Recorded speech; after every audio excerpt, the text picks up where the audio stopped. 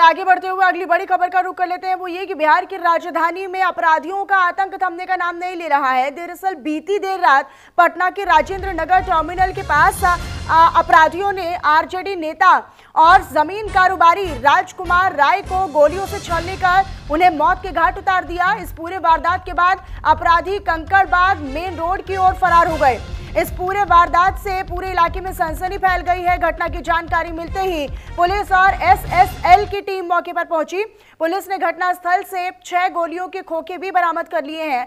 तो police CCTV और आसपास के लोगों से भी पूछताछ करते हुए तफ्तीश को आगे बढ़ाने का काम कर रही है। कुछ सीसीटीवी फुटेज भी सामने आए हैं और जैसे जैसे तफ्तीश को आगे बढ़ाया जा रहा है वैसे वैसे कुछ और सबूत और साक्ष्य पुलिस टीम की ओर से आगे हाथ लगते हुए नजर आ रहे हैं। तो बिहार में ये क्या हो रहा है, ये बड़ा प्रश्न चिन्ह इसीलिए क्योंकि आने वाले समय में कुछ ही समय में चुनाव होने वाले हैं।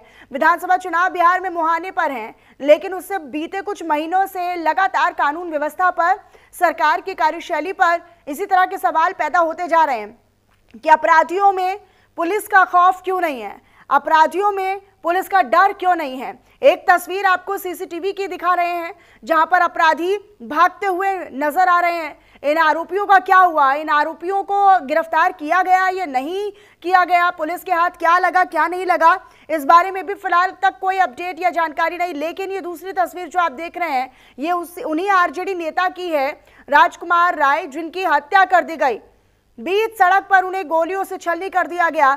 बिहार में ये कैसा गुंडा राज है, इसको लेकर लगातार सवाल खड़े कर रहे हैं। अब विपक्ष भी लगातार कानून व्यवस्था को लेकर सत्ता पक्ष को और पुलिसिंग विभाग को घेरता आया है। हमने देखा कि बीते कई महीनों में लगातार इस तरह की बड़ी वारदातें हुई हैं। कभी अस्पताल में मरीज को मौत के घाट उतार दिया जाता है और बिना खौफ के, बिना डरे, अपने दबदबे के साथ, अपनी गुंडाई के साथ, अपनी दबंगई के साथ जो अपराधी हैं, मानो किसी का संरक्षण उन्हें मिल रहा हो, किसी का सपोर्ट उन्हें मिल रहा हो, उस रवैये से वो उस पूरी वारदात को अंजाम देते हैं। एक बार फिर से आरजेडी नेता की हत्या के बाद, और साथ ही ये भी बताया जा रहा है कि आरजेडी के साथ जुड़े हुए थे, लेकिन साथ ही साथ जमीन का कारोबार भी किया करते थे। लेकिन सवाल ये है कि बिहार में आखिर ये क्या हो रहा है और ये कब तक चलेगा, इसको लेकर लगातार विपक्ष भी सवाल दागता हुआ सत्ता पक्ष से नजर आता है।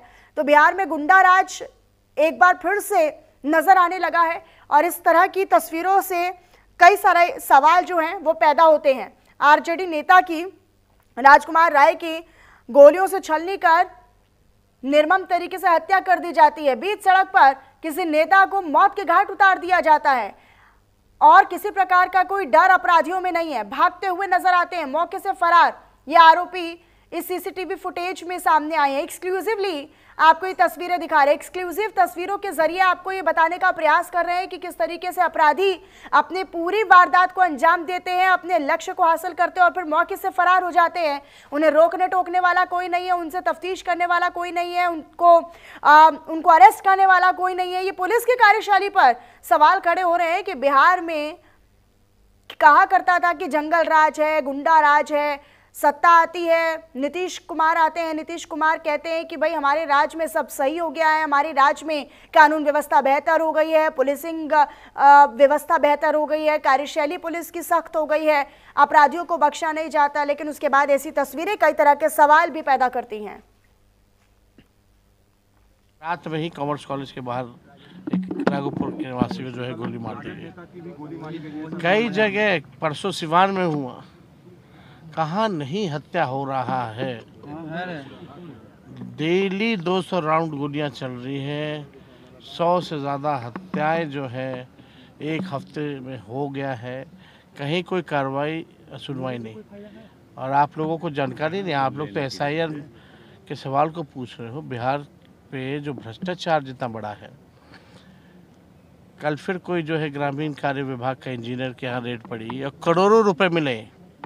आखिर ऐसा क्या कारण है कि जब से ग्लोबल टेंडरिंग हो रही है तब से एक ही मंत्रालय के विभाग में इंजीनियर के घर करोड़ों करोड़ रुपए जो है मिल रहे हैं, करोड़ों रुपए जला दिए जा रहे हैं और किसी माई के लाल में दम नहीं कि उन इंजीनियरों पे कोई कार्रवाई भी कर रहा पाए।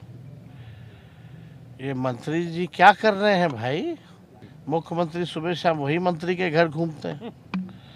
कहा तो ये जा रहा है कि सारा पैसा जो है, जितने भी इंजीनियर के यहाँ पैसा मिल रहा है, वो फल्ला मंत्री जी का ही है। भ्रष्टाचार के भीष्म पितामह बन गए हैं नीतीश कुमार जी।